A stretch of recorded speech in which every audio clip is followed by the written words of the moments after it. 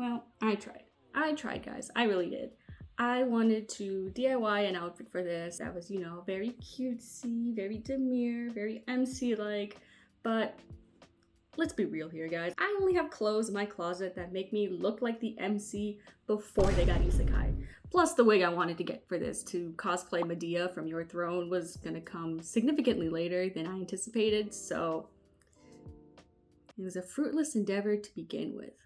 I have been meaning to make this video for like the longest time, and God willing, it's gonna be today. For context, I am an avid reader of Korean manhwa slash Korean webtoons slash webcomics, borderline obsessed, and because I am a woman of singular taste, I've come to gravitate towards one genre in particular, and that's Otome Isekai. Otome, as y'all may be familiar given other videos on this channel, refers to a style of romance-based games where the central plot mainly focuses on a female protagonist trying to establish a romantic interest with one of the other male protagonists. Usually there's a lot of them. And if you've been in the anime circle within like, I don't know, the last decade or so, you're probably very familiar with the term isekai. But for those who don't know, it refers to a genre of story where the character essentially transports or transmigrates or reincarnates into a different world, usually via truck. Put those two together, you've got a character that essentially dies in our world and ends up in an Otome game and basically has to live out the storyline from there. And so given that I've read a totally normal, totally healthy amount of titles under this genre, I thought, let's come up with a game and play Guess That Manhwa. So with this game, I will attempt to guess the title of a manhwa given only the art cover. I am a little worried. I didn't give Evan much direction in regards to making the slides, and this will also be my first time seeing any of it as well, so Lord help us all. So some ground rules before we begin. Number one, titles are worth however many keywords they contain. So here's a word bank that Evan kind of made up that includes some of the keywords he established. This is all on him. For Evan, I just told him whatever words seem like very distinct or pop up often, we will classify that as a keyword, and for each keyword within a title, that'll be 1 point for that work. Does that make sense? So rule number two, if I've read a title previously, or at least recognize it, I have to guess either the title or synopsis correctly for 1 point. Failure to guess it, any of those correctly, will result in a penalty of -1 points. So kind of like high risk, low reward. I felt bad because obviously I'm not paying Evan for any of this, so I don't want him to like cross-reference my Google Sheets of like over 200 manhwa just to like search for titles. So just kind of let him loose and hope for the best. For any titles that I don't know, there's no penalty for guessing any part of it wrong. And, out of mercy for me, a second chance point may be allotted if I guess the synopsis correctly. So if I can't guess the title of one I haven't read, once that's revealed, if I can somehow piece together the synopsis based on that title, then I can get a point. Does this all make sense? Are we good? Okay. I hope I explained all of that correctly. If not, well, we'll figure it out as we go.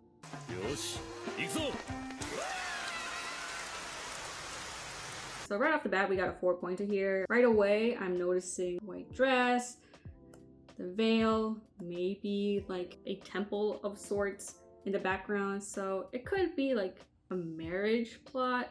Got a little boy and a father. He's probably a duke, not gonna lie.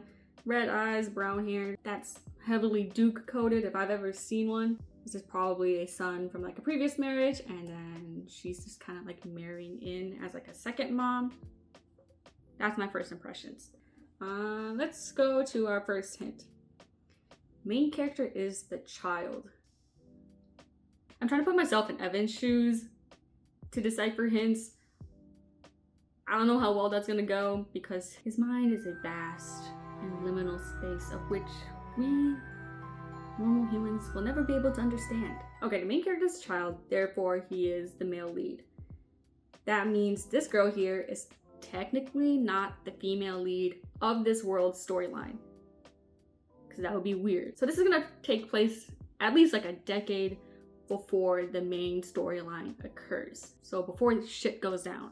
I wish I could see the boy's eyes. If it was blue, then it would make me feel a little bit more confident that these two were like married already. Like that was already an established thing.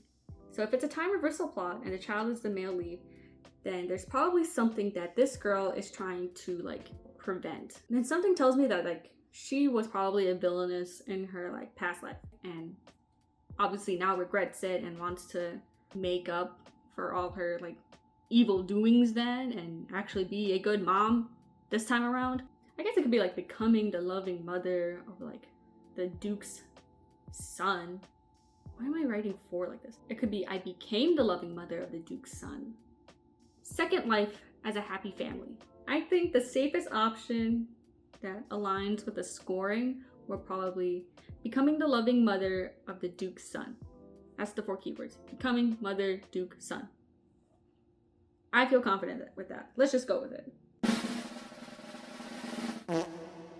Becoming a family with the Duke and his dear son. Okay, so we weren't that far off. So we got becoming, we got Duke, and we got son. So we got 3 out of the 4 points. I feel pretty good about that. Let's see what the synopsis is. Threatening the male protagonist's father and marrying him, she possessed Abelia, a villainess who was kicked out because of bullying the young child. We are breaking up. What are you talking about now? The Duke doesn't like me too. I do not want this marriage either. Not wanting to get entangled with the original work, she asked her husband's father to break up the marriage. By the way, once we get engaged, Lady is already mine. I cannot break up the marriage. The man who despised her catches her saying he can't break this marriage and says, "You really won't be Ruth's mom? Is it because you hate Ruth?" Even the young male lead of the original book comes and cries for her to be his mother. What the hell is everyone doing this? Oh, why the hell is everyone doing this? Okay, so if I didn't get the title, I got the synopsis decently close. Like I verified that the guy's a Duke. The girl was a villainess. Did I say she probably bullied the child? I think that was implied. If I didn't say it, it was probably implied. So yeah, and about the second life is it looks like instead of, becoming a better person, she decided she would just, leave, which honestly, I don't blame her. That's efficiency right there. Like, why put in the effort to be a better person in the life when I could just, run away and avoid all responsibility? Anyway, let's just move on. Oh, what the hell is this? I was deceived by the first manhwa that we had to guess, but I want to say she gives off villainous vibes based on, like the red attire, the red eyes. But honestly, she kind of looks a little too relaxed and kind of like carefree to be a villainess. Like, if anything, this guy looks like he'd be the villain, as in like a very obsessed male lead. Like, just look at him. Look at how he's holding her. And that vacant look in his eyes. Well, not vacant, but he's got that look in his eye, you know what I mean? Let's see. I need a hint. Only a friend. So it's like another childhood friend to lovers plot. The person on the cover is the male lead. Okay, see, I was correct. The guy kind of looks, more closed off, a little bit more shy. He kind of gives the impression that, he really doesn't care what other people think. Doesn't have like a lot of friends. Other than this girl. She's probably like a little bit more outgoing, more sociable, but he's not. But, as friends, she kind of like drags him along as they're like growing up, being like, let's do this thing, or let's meet this person. And he just kind of like trails after her. And so that's where the possessive male lead could go in, where, he kind of like relies on her. But she probably is like aloof to all of this, that like he probably has any feelings for her. It could just be like, I am the only, well, if we're gonna go with Evan's score, okay, there's 2 points. I'm having severe doubts that this title has only 2 keywords. Not to say that I want to like add more, just, like throw stuff at the wall, but I don't see how it's possible that only 2 keywords are in here. I'm pretty sure like it has to do with like obsessive, male lead, and something with female or friend. Like those are the 4. I am the obsessive male lead's female friend. I am the only friend of the obsessive male lead. Something like that. I became the male lead's female friend. Okay, so it wasn't already established. So I guess it's not a like childhood friend to lovers plot. Does she approach him like later when they're adults? Is it like a and they're like debutante? She notices him. He's just off in the corner. He's just kind of staring vacantly, not intermingling. And then she just like goes up to him like, hey, we're friends now. And then, you know, obviously he just takes that the wrong way. And now he's in love with her. See, this is what I mean though. Here's I for that weird keyword that you included, Evan, and it became male lead, female friend. How is this 2 points? Answer me that. I would still technically give myself 2 points because I got like a majority of the keywords anyways, so we'll just go with that. Dahlia Everin would have been just fine living as a pretty, loaded extra, were it not for the fact that she's destined to fall for Rudrick, the male lead, and be used to better his love life. Determined not to go down that path, Dahlia swears to just remain a friend and stay out of his romantic relationships. But upon discovering that Rudrick is not quite like she had imagined, she finds herself caring for him more. Will Dahlia's resolve stay strong, or will they end up as more than just friends? I wonder if it's like in the first life she falls in love with Rudrick and it's kind of like a one-sided love, but because, you know, she's obsessed with him in the first life, and that, you know, attracts other girls who weren't maybe necessarily interested in him at first to be like, oh wait, he's kind of cool. Let me get at that. And then obviously then he falls in love with, I don't know, someone else, the actual female lead kind of like thing. And it's like, I don't love you no more. I must go to where my heart actually is, kind of like thing. But now she's actually like, now in her second life, she doesn't want to like, you know, be used to that extent, and is like, we're just friends, bro.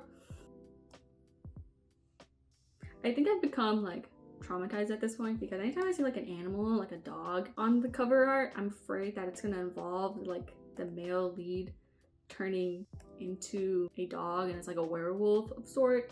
Not that it's bad, I just don't really fuck with it, you know?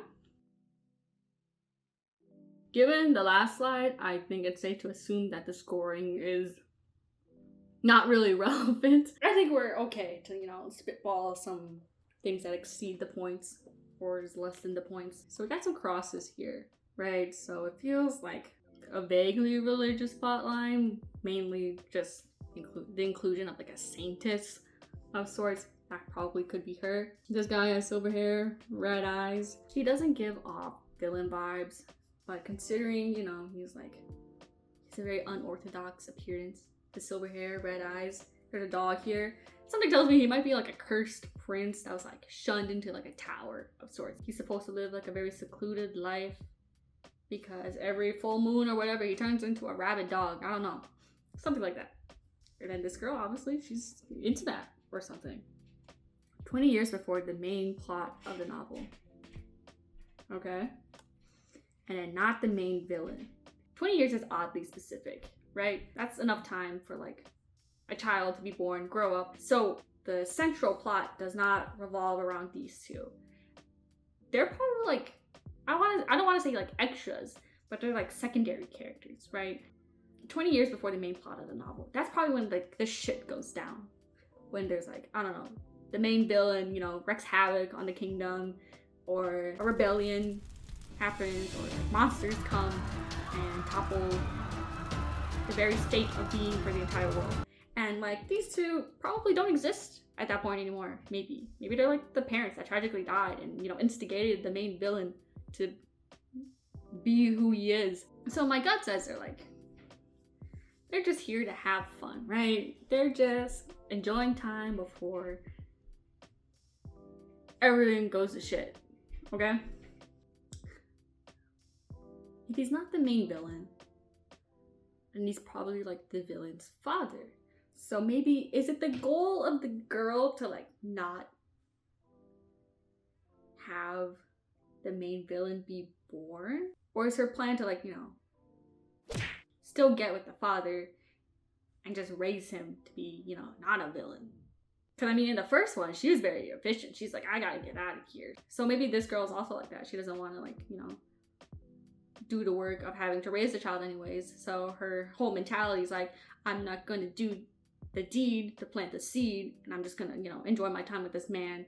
And that's it for us, kind of like thing. She could also just be like an extra, right? And this is her, like, her own personal side quest. Like, she's probably like doomed, like if she's an extra, she'd be like doomed to like die either before or during the main plot line, and like no one would really care. So maybe she's just like having fun before all that happens and all that shit goes down. And then somehow she ends up seducing this guy that she didn't know was the main villain's father. So maybe she can't avoid doing the deed to plant the seed. Okay. I don't know where this wolf comes into play. I hope he doesn't turn into a wolf, but I haven't read this, so I guess it's inconsequential to me. I have nothing else more to say. My final answer is seducing the villain's father. Flirting with the villain's father, or seduce the villain's father. Yay! I didn't think I would get that, to be honest. I'm trapped in this web novel. Bridget wants to be happy. No problem. I know what's gonna happen, so I'll just wait. I'm not Bridget. I'm her aunt, Princess Yerenika. I'm her aunt, Princess Yerenika.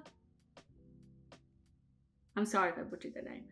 Uh-oh, I'm stuck 20 years before the main plot, and everyone in my generation ends up tragically dead. Her parents, dead. Me, dead. Villain's dad, King Uridian, dead. Aha, that's the key. I just need to prevent the villain from being born. Time to break out some seduction schemes and flirt like my life depends on it. But let's see here. If you seduce the villain's father, wouldn't he want to, like,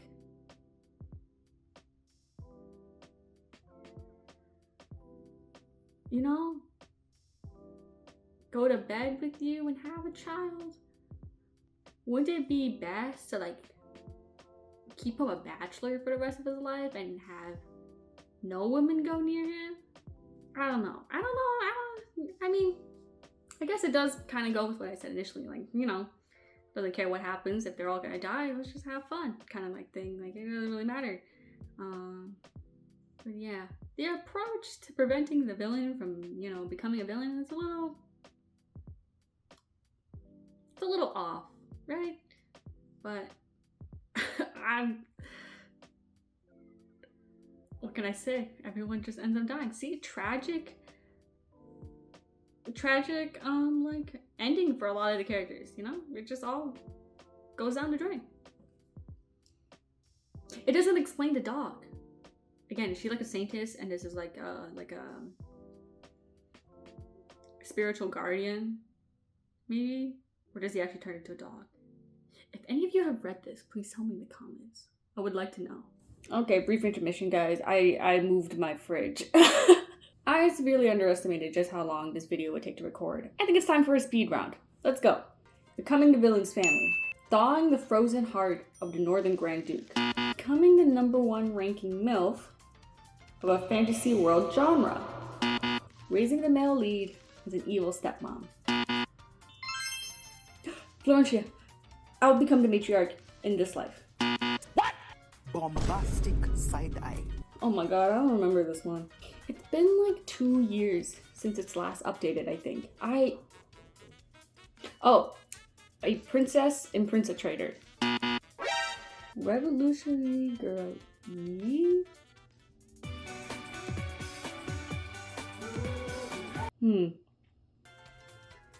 I'll become the matriarch in this life. Epilogue?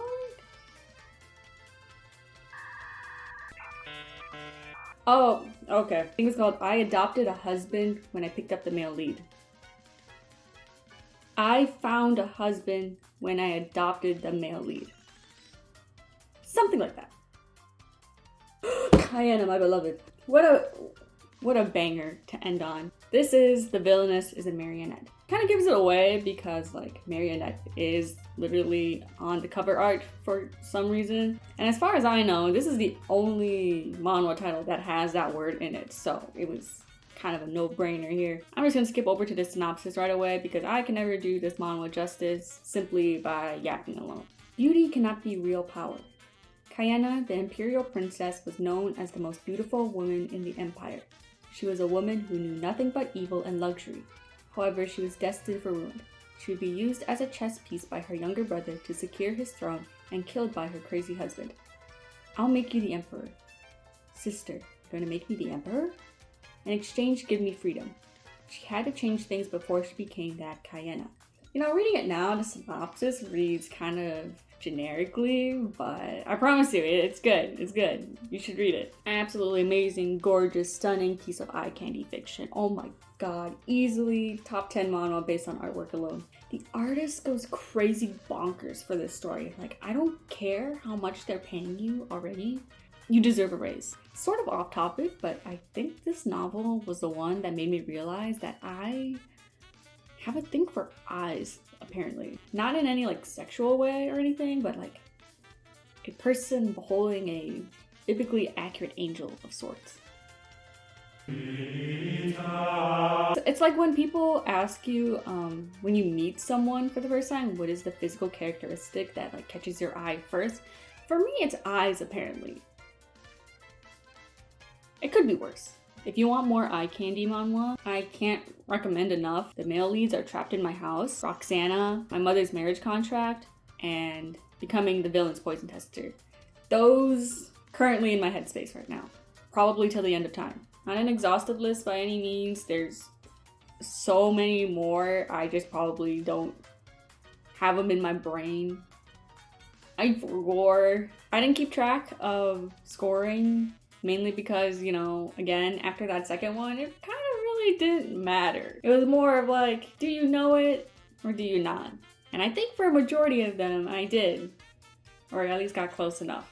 This would have been a lot better for my hubris had I not had to like jump through a bajillion hoops to get the answers that I did. But, you know, whatever works, right?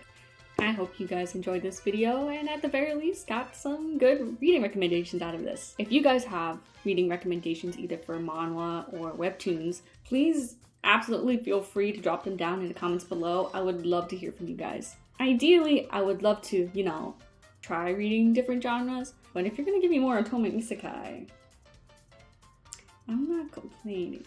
Again, thank you guys so much for watching. I hope to see you guys in the next video.